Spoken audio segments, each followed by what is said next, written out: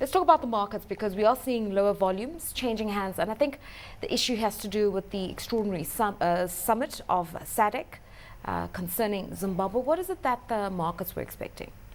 I think the markets were expecting some direction in terms of the election roadmap and some of the issues that are disputed in the government of national unity between the two parties. And I think there's been a lot of rhetoric post the conference, but it's quite clear that the three parties are in agreement that they're going to follow the roadmap and we're going to free and credible elections. I mean, I think some people often say that SADC doesn't give out very clear signals, not concerning elections, not concerning timetable for elections, not concerning what donors ought to be doing. Do we need a few more decisive markers? We think, well, SADC has followed President Mbeki's policy of quiet diplomacy. You don't get very strong statements coming from their summits and communications. I think they take the gradual approach, and they have made significant progress since they got involved in the Government of National Unity and GPA process.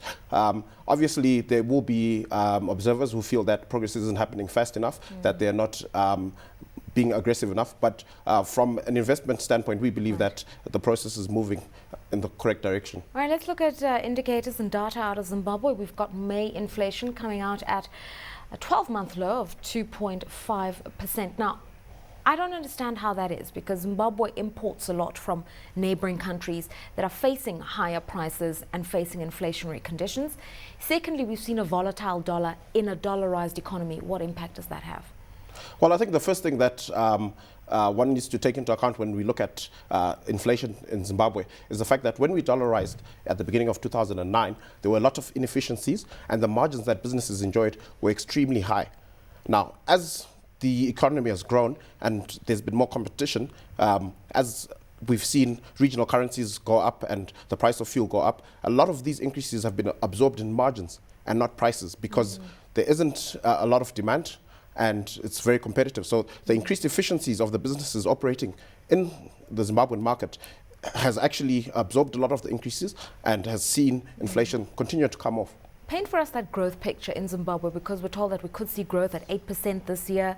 We're seeing spectacular performance on the agricultural and mining sides, growth of somewhere in the region of 30% and 40% respectively. Yes, I think the Ministry of Finance in their last budget announcement came out with a forecast of 9.3% for GDP growth for 2011. We think this is realistic and achievable. If you look at our trade gap for the month of May, it came off 78% on the back of increased exports of minerals and tobacco. And the tobacco increased exports is really due to significant growth in the tobacco crop and in the agricultural sector, which is consistent with the ministry's forecast. What's going on with Meikles? Because there's been a huge shareholder wrangle, but it seems as though the chairman is back. Yes, I think the fighting and wrangling was resolved.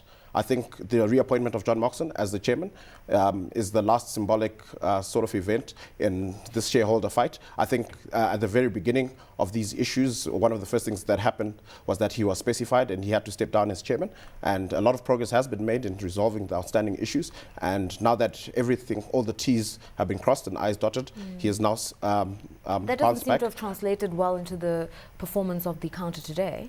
I think, the Zimbabwe market is very volatile. I wouldn't read too much into the share price performance today. I think it's been a while since Meikles has come to the market with a trading update that is absent of updates regarding the previous shareholder fights. I think in the next couple of weeks they're going to come to the market, and I think the share price will respond to that briefing. Right.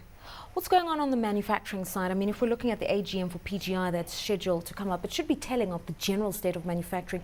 They've had to close down about 7 branches, operational costs, those kinds of issues. Manufacturing is one of the sectors that we're not very bullish on. It's a sector that suffered tremendously during the hyperinflation years, and PGI is one of those examples of a business that went through a very tough time and is now trying to come out of that and recover and survive. And we're seeing this restructuring, shutting down branches, raising capital and that sort of thing. We think it's going to be difficult for manufacturing, but there will be some businesses, for example, PGI is in the construction sector, that have a better outlook.